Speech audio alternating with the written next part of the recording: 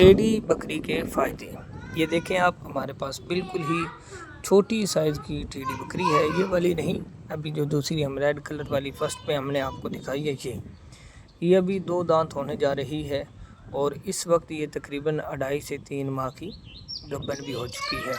جو نیو شوقین ہوتے ہیں ان کے لیے بیسٹ آپشن یہی ہوتا ہے کہ سب سے پہلے وہ ٹیڈی بکریاں جو ہیں وہ رکھیں، کیونکہ ان میں نقصان کا بہت کم جو ہے وہ اندیشہ ہے اور خوراک بھی بہت زیادہ کم استعمال ہوتی ہے ان کی،